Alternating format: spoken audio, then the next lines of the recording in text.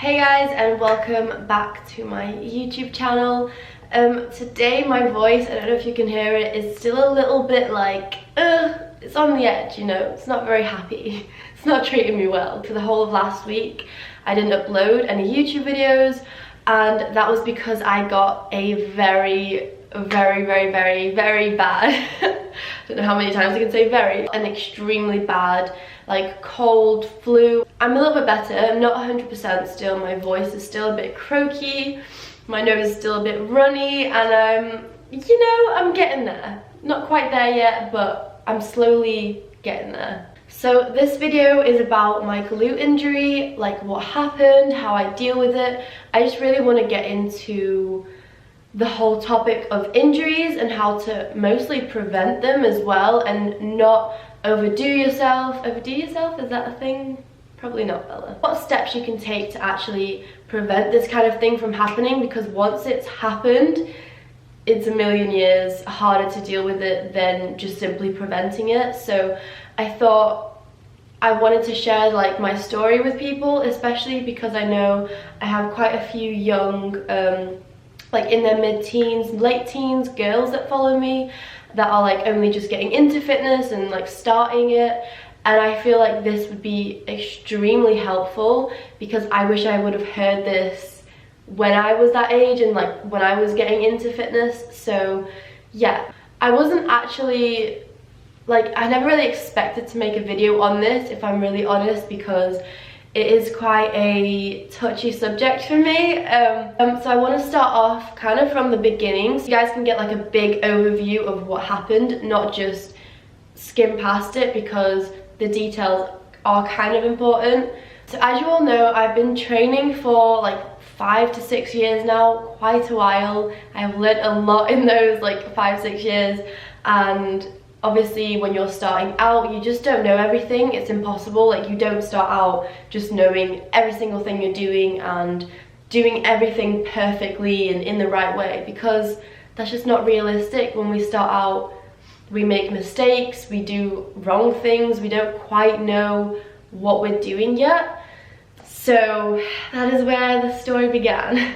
I was like 14, 15. This was like in my first year of fitness. It was around like 4 or 5 years ago now. Like, I'd been training for like a good few months. I was kind of getting into the swing of things. I was getting stronger, I was getting results, like just really getting into something like new, and it's exciting. It's just woohoo, you know? I was really young, so I didn't really know about the ins and outs of injuries and like being careful with lifting too much weight or this. I didn't really think of that.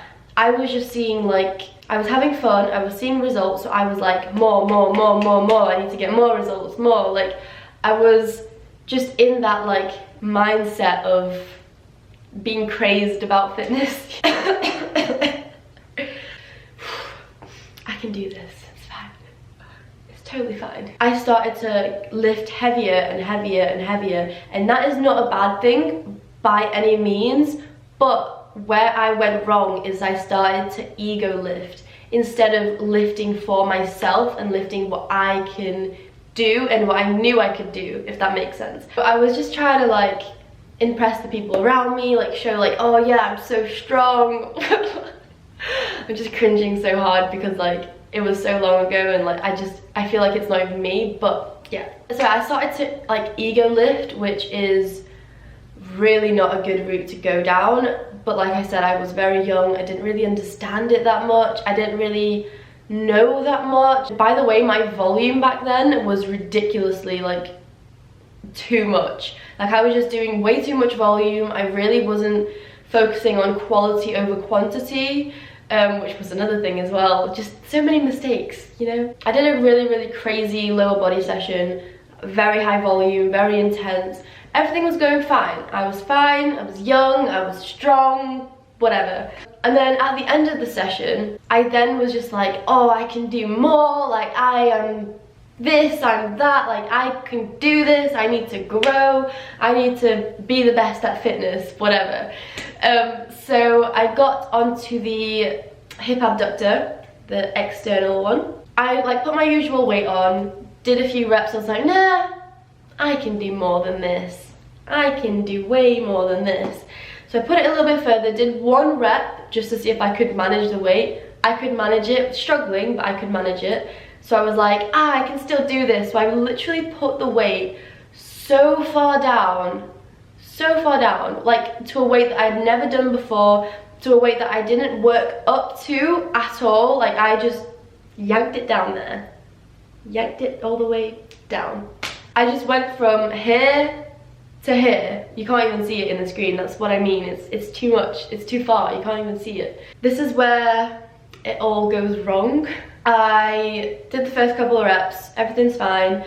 By this point, my glutes and my legs were so exhausted by the amount of volume I had already just done. Like I had completed a full workout, maybe even 2 workouts in that session, because I was doing way too much volume, like a crazy stupid amount that no one needs to ever do. By this time my muscles were exhausted. They were not going to be lifting any more weight. They were tired. They were tired. On the abduction machine, as you probably know, you can actually lift the weight just by like using your body weight, so using yourself to do it rather than your actual muscles picking up that weight. I just started using my whole body to lift the weight, like proper pushing it out with my hips. After a few of those, I cannot describe the pain that I had in that moment. Like it was bad. I didn't feel anything break or tear or nothing like that. It wasn't that sort of pain, but it was a very like severe pain. Severe pain. I could not walk. I kid you not, I had to be carried out of the gym. Oh my god, why was I so stupid? I don't know. I was just really clueless about these types of things. I didn't really know that could happen. I don't know, whatever. I was just doing the exercise wrong with a crazy amount of weight. It was bound to happen. I basically couldn't walk for 2 weeks, maybe a little bit more. And I couldn't walk without pain for a hella long time after that. About 3 months later, maybe 2-3 months later, I could finally walk without any pain again. I wasn't feeling it there anymore. So I just carried on and thinking that everything was fine. Like, I don't feel any pain, it must be fine, whatever. Back to the gym I go. It actually like physically pains me to tell this story because I just want to go back and give myself like the biggest slap in the face ever and just snap myself out of it, because that one thing 4 years ago has now led me to here and will actually be with me for the rest of my life, and I'll get into that in a second. But yeah, guys, please take something away from this video. Like, if you are starting off in the gym, or if you're already a gym goer for a while, please do take something from this video, whether it just be like, be more careful, don't like ego lift, those kind of things. It's just so important. But yeah, let me just finish the story first and then we'll get into all of that. So yeah, and then I just started training normally. Everything was fine. Maybe like a month after, the pain came back. Not as intense as that first initial go, but the pain was there. I couldn't really walk again. It was bad, like it just kept coming back and reoccurring.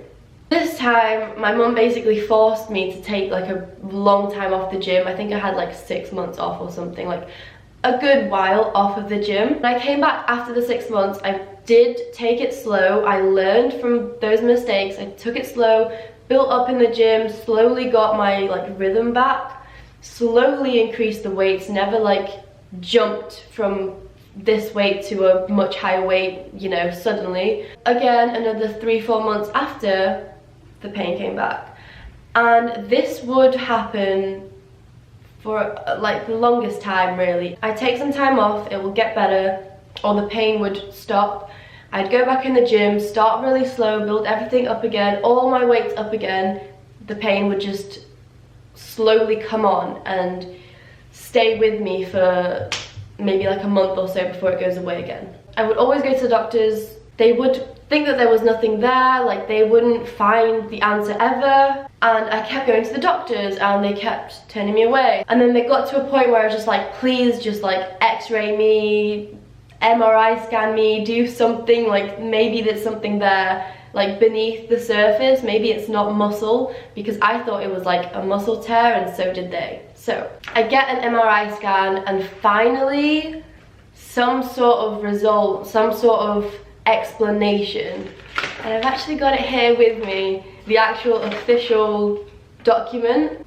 And it basically states that I have acetabular labral tear. I don't know if I'm saying that right, but acetabular labral tear in my right hip. That incident from like 4 or 5 years ago actually tore my labrum. They can slightly improve the pain over time and everything, but they don't really heal without either surgery or surgery. So yeah, it was hard for me to hear that. I think it was really difficult to be told that you're gonna probably have that for the rest of your life kind of thing. I know it's like not life or death, or it's not like I can't walk at all, or I know some people have it so much worse and I totally understand that, but it was just such a hard thing to hear because I really love the gym and I really love training and I love weightlifting, and to hear that that tear will always be there it's not the nicest thing to hear.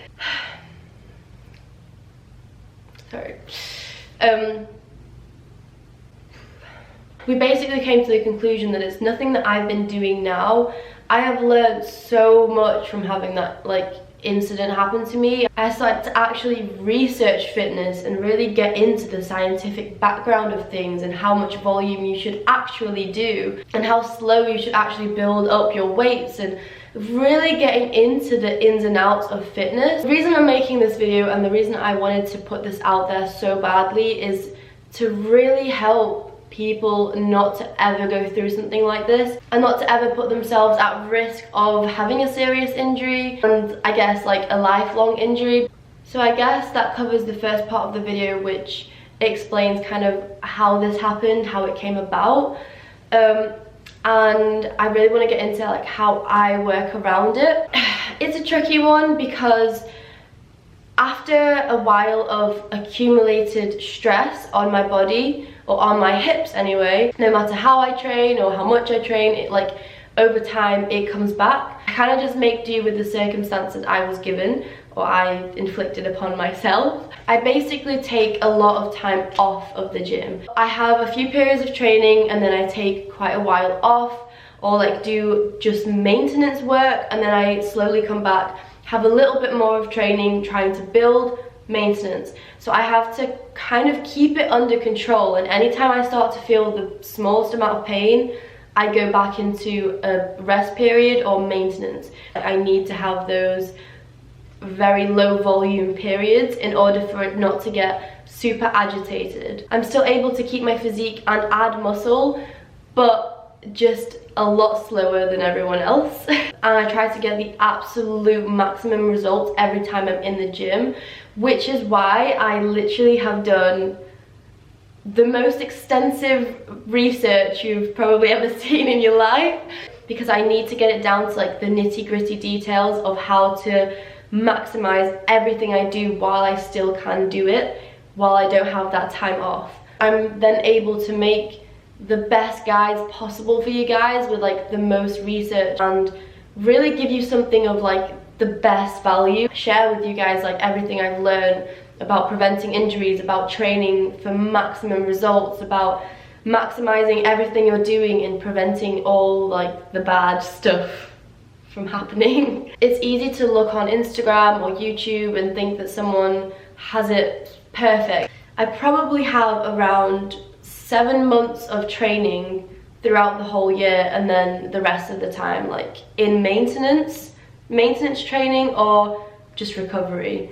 and that is all I can possibly do for what I have. All I can do realistically is just train as much as I can and just find a way to navigate it. Like that is the most I can do. There is nothing that's gonna completely repair it. There's nothing that I can really do about it. It's just there forever. I have to like force myself to take time off and to take recovery time and to take maintenance periods, and it is so hard. Like, it's so hard to do because you're growing, you're progressing, and then suddenly, oh hey, you've got to take like a month or two off or in maintenance training and not actually try to achieve any goals.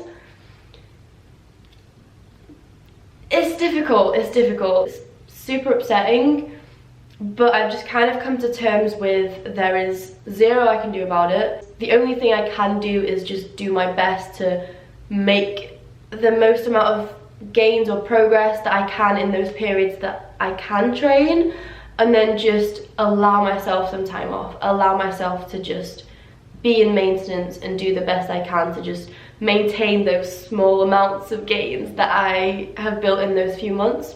It is like really rewarding though when I do make some sort of progress, because like I said, it takes a little bit longer for me to make progress because it's not just consistent training. The most important message that you could possibly take from this video is please don't ego lift. It's not like, no one gives a shit. No one gives a shit. You're just going to be damaging yourself for no reason. There is no point in ego lifting. Lift what you can, challenge yourself for sure, build up your weights slowly and get better and better each time, but do not freaking ego lift. There is no point to it. If you can't keep your form spotless on each exercise while you're lifting the weight, you're lifting way too much weight. Or you need to do only body weight and get the movement and the form correct. I always stress about form and ego lifting, and I guess like now you kind of know why. I just really want to help people not make the same mistake as I did. Obviously I was quite unlucky because mine wasn't just a simple muscle tear and like a few months off the gym. Mine's more like a lifelong thing that I have to deal with pretty much forever now. Don't try and look cool for other people. Don't try and impress anyone. The only person you have to impress is yourself, and the only person that's going to ever suffer the consequences is yourself. So be careful. You don't need to put a crazy amount of weight on or do a crazy amount of volume. I see some people doing like an extensive amount of volume in the gym, and you just don't need that much at all. You really don't, I promise you. Like Mike Israetel's theory is that you shouldn't be training over 16 sets of like heavy compound lifts of glutes a week. So if you think of that, 16 sets really isn't that much. It really isn't. And a lot of people train like 30 sets, 40 sets a week when it's just not necessary. I hope by sharing my like issues and the things that I have to navigate through and deal with in terms of training, that can really help you guys as well. If I'm still able to get some sort of progress with an injury and having to stop all the time, I'm sure you guys can do it too. I still love lifting. I still do it as much as I possibly can. I just don't do it as much as people think, and people assume that I train every day, which is not the case. Like, I take a lot of time off because I have to. There's always a way to work around things and not give up. I just was not prepared to give that up, and I didn't. If you are going through an injury, don't give up.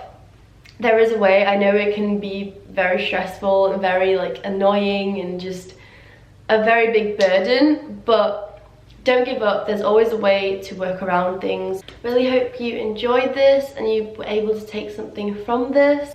And yeah guys, thank you so much for watching. Make sure you give a little thumbs up if you enjoyed the video, of course. And yeah, I'll see you in the next one. Bye. Give it to me, dig it inside now. You know that I just wanna make love. Want you to scream and shout, and baby